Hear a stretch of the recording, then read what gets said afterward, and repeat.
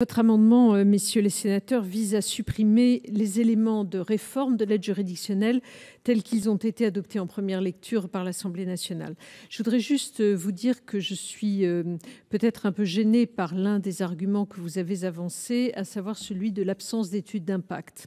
Cet amendement, vous l'avez souligné vous-même, il est d'origine parlementaire. C'est un amendement qui a fait suite au rapport qui a été élaboré par Madame Mouchou et par Monsieur Philippe Gosselin, député. Il a donc été adopté par ailleurs de manière complètement transpartisane à l'Assemblée nationale.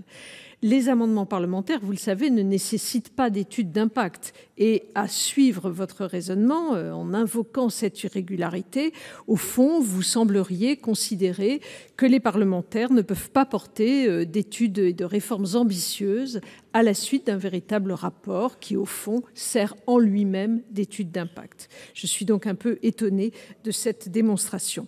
Au demeurant, l'incidence financière de cet amendement sera relativement faible. L'objectif est de fixer l'aide juridictionnelle en référence, vous l'avez rappelé, au revenu fiscal de référence. Il ne devrait pas modifier sensiblement le périmètre actuel des bénéficiaires de l'aide juridictionnelle et il comporte par ailleurs des mesures d'économie. Je ne partage pas non plus, monsieur le sénateur Lefèvre, l'un des autres arguments qui a été avancé, selon lequel les plafonds devraient être fixés dans la loi. Les plafonds d'admission à de très nombreuses aides sociales sont d'ores et déjà fixés par le pouvoir réglementaire. C'est par exemple le cas des aides au logement, du revenu de solidarité active, et je pourrais en citer d'autres encore.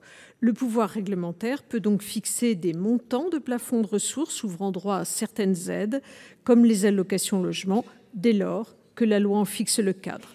Et l'article qui est adopté par l'Assemblée nationale fixe clairement l'objectif, les limites et les correctifs à prendre en compte pour octroyer l'aide juridictionnelle.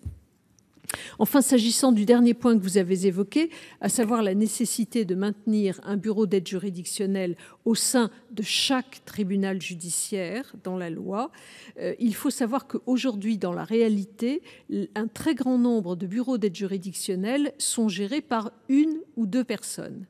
Et donc, garantir la continuité du service, la qualité du traitement des demandes, la durée de l'instruction, c'est extrêmement difficile dans de nombreuses juridictions. Donc, dans ce contexte, il n'apparaît pas anormal que le législateur octroie au pouvoir réglementaire la capacité de mieux organiser les circuits d'instruction de l'aide juridictionnelle, afin d'éviter donc des situations dans lesquelles l'absence d'un agent peut mettre en péril le bon fonctionnement d'une juridiction. Mais contrairement à ce que vous semblez redouter, cette disposition, comme d'ailleurs la précédente sur la question des critères de ressources, ouvre la perspective d'un octroi beaucoup plus rapide et beaucoup plus sécurisé de l'aide juridictionnelle, ce qui permettra de répondre bien mieux qu'aujourd'hui à l'urgence en matière pénale. Ça ne signifie pas qu'il n'y aura plus de contact de proximité pour le justiciable. J'ai eu l'occasion de vous répondre dans mon propos introductif. Le service d'accueil unique du justiciable dans chaque juridiction est là pour cela. Il pourra évidemment accueillir les dossiers et répondre aux questions qui seront formulées.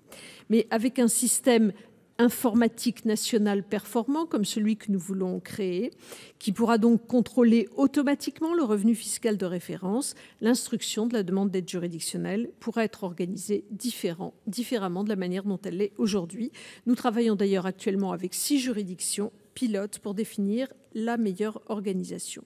Donc pour ces raisons, je regrette que vous n'approuviez pas ces dispositions qui, je le crois, vont pouvoir rendre le dispositif d'aide juridictionnelle plus efficace et plus performant. Et j'émets donc un avis défavorable sur votre amendement de suppression.